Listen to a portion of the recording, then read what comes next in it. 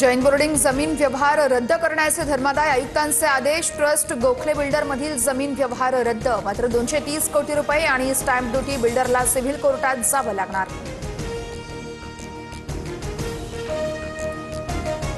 Jain boarding जमीन गैरव्यवहार प्रकरणी रवींद्र धंगेकरांकडून पोलिसात तक्रार दाखल। गरज पडल्यास पोलीस आयुक्तांनाही भेटणार। बिल्डरने कुठं काम केलं त्याचं ऑडिट करा, धंगेकरांची माहिती।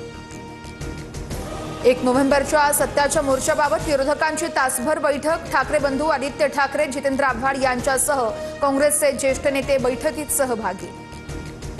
बच्चू कडूंसह शेतकरी नेते मुंबईकडे रवाना। कडूंची 7 वाजता मुख्यमंत्र्यांसोबत बैठक। बैठकीनंतर आंदोलनाची पुढील दिशा ठरवली जाणार। तर 30,000पेक्षा जास्त पेन्शन असणाऱ्याला कर्जमाफी देऊ नका, कडूंचं विधान।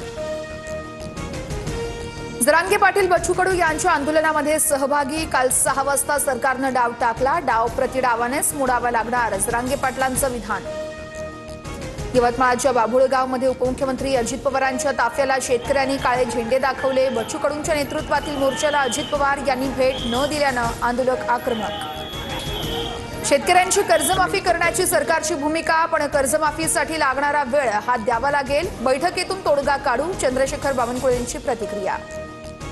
बच्चू कडू लढवय्ये नेते, सातबारा कोरा करण्यात बच्चू कडू यांना यश आल्यास आम्ही स्वागत करू। बच्चू कडूंच्या आंदोलनावरून खासदार संजय राऊतांची प्रतिक्रिया।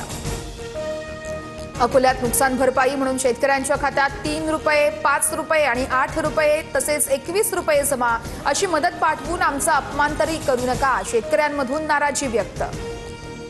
पीक पाहणी नोंदणीला 30 नोव्हेंबरपर्यंत मुदतवाढ, राज्यातील शेतकऱ्यांना मोठा दिलासा, महसूल मंत्री चंद्रशेखर बावनकुळे यांचा निर्णय। पोस्टमॉर्टम रिपोर्टमध्ये फेरफारसाठी रणजित सिंह नाईक निंबाळकरांचा महिला डॉक्टरवर दबाव होता। फलटण महिला डॉक्टर आत्महत्या प्रकरणी वर्षा गायकवाड यांचा आरोप, तर सुषमा अंधारे यांच्याकडून मृत डॉक्टरच्या कुटुंबियांची भेट। 1 नोव्हेंबरच्या सत्याच्या मोर्चासाठी मनसेची जय्यत तयारी। ठाकरेंच्या सेनेनंतर आज मनसेकडून देखील प्रेझेंटेशन होणार। राज ठाकरे लावू रे तो व्हिडिओ दाखवत पोलखोल करणार। मोर्चाचं नियोजन अनेक दिवसांपासून सुरू। प्रश्न भाजपला नाही तर निवडणूक आयोगाला आहे, संदीप देशपांडेंची प्रतिक्रिया। तर ठाकरेंचा मोर्चा केवळ फॅशन शो, नवनाथ बन यांची टीका।